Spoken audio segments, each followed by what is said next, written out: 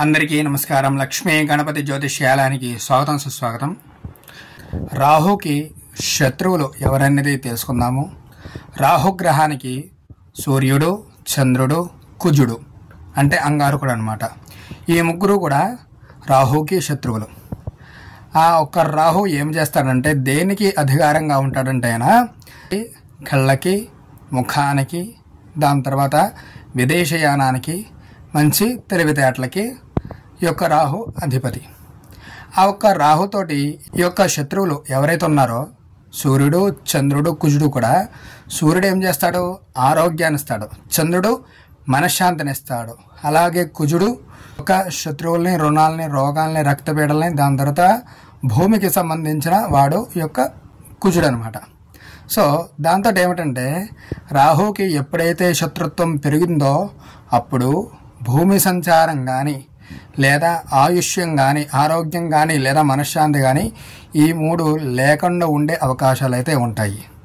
ఎప్పుడైతే రాహుకి మిత్రుడు ఎవరైతే ఉంటాడో, మిత్రుడు ఎవరంటే శుక్రుడు, శని, వీళ్ళిద్దరూ ఎవరైతే ఉంటారో అప్పుడు మంచి మంచి విదేశయానాలు కలుగుతాయి. మంచి మంచి ఆలోచనలు వచ్చే అవకాశాలు ఉంటాయి. దేన్నైనా సరే 1-2 సార్లు 10 సార్లు లెక్క పెట్టుకునే అవకాశాలు అయితే ఉంటాయి అన్నమాట. శని ఏమి చేస్తాడు? మనలో ఉన్న ఐరన్ని పెంచుతాడు ఆయన ఎప్పుడూ కూడా. ఆ ఐరన్ని యొక్క రాహు కాపాడుకుంటూ మన దృఢ ధైర్యాన్ని, ఆరోగ్యాన్ని, ఎవరైతే శత్రువులు ఉంటారో వాళ్ళందరూ కూడా సంహరించే అవకాశాన్ని యొక్క రాహు అయితే ఇస్తాడు కదా. మరి శత్రుత్వం ఎవరితో ఏర్పడినా సరే మిత్రత్వం కలిసి రావాలి.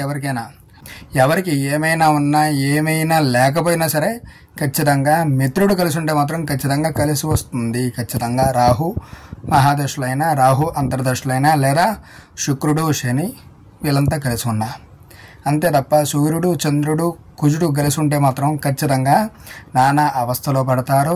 దాని తర్వాత శత్రుత్వం పెరిగిపోతుంది, రుణాలు పెరిగిపోతాయి, రోగాలు పెరిగిపోతాయి, మనశ్శాంతి ఉండదు, కోపాలు, తాపాలు, ఓర్పు తక్కువ, మనశ్శాంతి తక్కువ. దాని తర్వాత ఆరోగ్య విషయానికి వస్తే చాలా క్షీణిస్తూ ఉంటుంది. వీళ్ళందరికీ కూడా ఈ యొక్క రాహు మహాదశలో యొక్క సూర్యుడు, చంద్రుడు, కుజుడు కలిసి ఉంటే మాత్రం నానా రకాల అవస్థలో పడతారని మనం తెలుసుకోవాలి. శుక్రుడు, శని కలిసి ఉంటే శుభ్రంగా కలిసి ఉంటారు. అలాగే మంచి మంచి ఆలోచనలు, దృఢ ఆరోగ్యత, ధైర్యత ఉంటుంది. దేన్నైనా సరే మనం నమ్మచ్చు, దేన్నైనా సరే మనం చెయ్యొచ్చు అనే నమ్మకం రాహు మహాదశలో అయితే తెలుస్తుంది అనమాట. ఈ యొక్క రాహుకి శత్రువులు వీళ్ళు ఉన్నారు కాబట్టి వీళ్ళకి ఒక అంతర్దశ ఏదైతే ఉంటుందో ఆ అంతర్దశకి సూర్యుడు బాగోపోతే కనుక సూర్యారాధన, సూర్యహోమం చేయించుకోండి. లేదా చంద్రుడు బాగోలేదంటే కనుక మనశ్శాంతికి చంద్రగ్రహానికి శాంతి చేయించుకోండి.